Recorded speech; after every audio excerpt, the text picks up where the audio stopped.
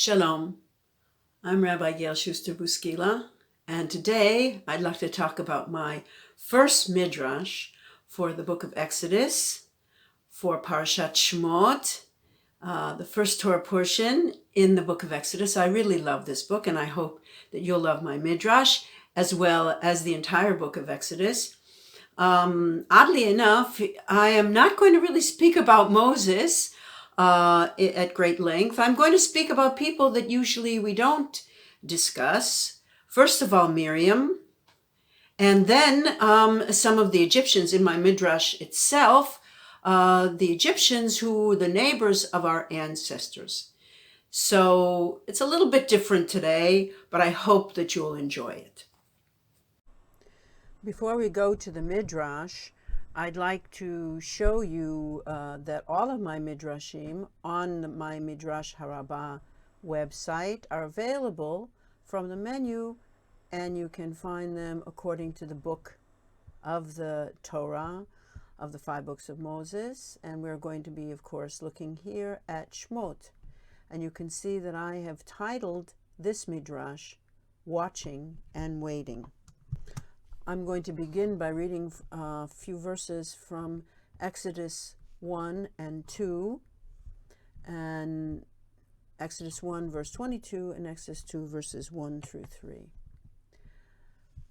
Pharaoh commanded his entire people, saying, "Every son born you will fling into the river, and every girl you will allow to live." A man of the Levi family went out, and he took a daughter of Levi. This woman became pregnant. She gave birth to a son. She looked him over because he was good, and she hid him for 3 months. When she could no longer hide him, she took a basket of reeds, which she lined with clay and tar, and she put the boy in it and put it in the bulrushes. Under this picture of what it might have looked like, I have also brought a recording of sounds from a river and wildlife. I think it adds to the reading, and I invite you to, of course, listen. I'll go on with my first part of the Midrash. The heartache of Miriam as she saw her baby brother float away must have been as deep as a well. Miriam wanted to take hold of her infant brother and kiss his tiny toes. Unflinching, she watched and waited. She thought back to the few months before he was born. She remembered how closely she had watched her mother's body expand to accommodate the baby. The day he was born was not a joyful occasion, but became a day of fear because he was a boy. The adults all protected him and prevented him from crying, while Miriam wanted to make him laugh. Eventually, she was allowed to cuddle and hush him to prevent his discovery. Now from Exodus 2, verses 5 and 6. Pharaoh's daughter went down to bathe in the Nile, and her female servants were walking near the Nile when a basket appeared inside the bulrushes. Pharaoh's daughter sent her servant to take it.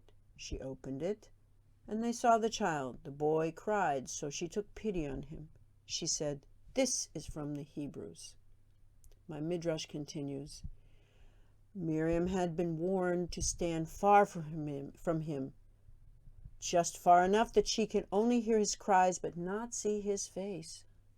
She had no idea about the distance in that first separation would seem slight as time passed. Miriam might have felt fear and trepidation, but she didn't flinch when she spoke to Pharaoh's daughter. Back to Exodus 2, verses 7, 8, and 9. His sister said to Pharaoh's daughter, "I will call a woman nurse from the Hebrews for you. She will nurse the child." Pharaoh's daughter said to her, "Go." The girl went and got the child's mother. Pharaoh's daughter said to her, "Take this child and nurse him. I will give you wages." And she took the child and she nursed him. That would be, of course, Yocheved. For Parashat Shemot, the beginning of Exodus, I'd like to look at pictures from art about Miriam. These are all about Moses, but I look at Miriam. I too had a younger brother, so I have some idea of what it must be like to deal with a baby brother that one loves in a crisis situation. I've never been through the kinds of things that she was, but I must say it doesn't surprise me what's happening here. I'm not really using some of the classic art about this parasha, about Moses being put in a basket on the Nile. I'm actually looking at the faces of the two women at this point, Yocheved, who is kneeling by the basket, and Miriam, I believe, his older sister, who's standing next to her mother, looking out on the Nile to see what might be out there when her baby brother Moses is taken away or drifts away, but she knows he's going to be taken away. This is a different picture dealing where actually she's had to place him on the Nile. We can't really see her face. She certainly isn't smiling. The baby in this particular picture is wailing. How must she have felt when she had, instead of picking him up and hugging him, when she had to do this to her brother?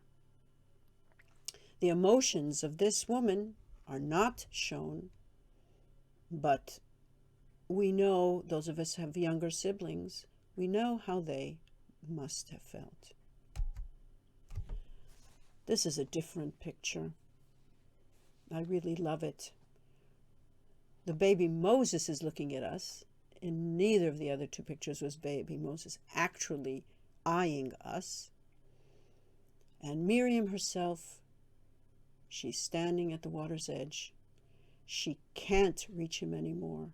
And the only thing she can do is look ahead to see where he's going. And she's looking ahead. And again, she isn't smiling. This isn't a happy thing for her. This is a tear in her family. And in a sense, the rocks and the reeds, in my estimation, are separating her at this point from being able to change the course of this story. She has just sent this lovely baby out into the unknown.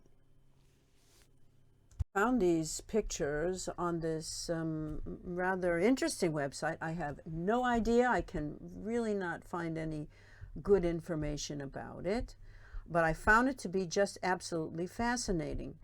And if you're interested in seeing more of these pictures, and they are here, as well as the ones that I showed you, with explanations as well, I will leave a link to it below the video here. This is really about Moses's birth, and you can see here that there will be pictures from all different eras. I'd like to just mention two other things for this parasha about Miriam.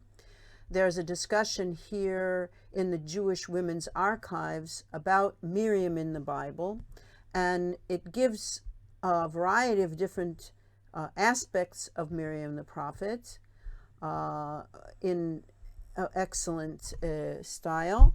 There are many, many, many things on this website that deal with women in particular. By the way, the picture you see here is also Yocheved, and of course Yocheved is Moses' mother. the website, this particular website is, sorry, going so fast. This particular website deals with the material that has been collected about Jewish women around the world, and I find it to be an interesting source of a variety of different things since this website has really been up in 2017.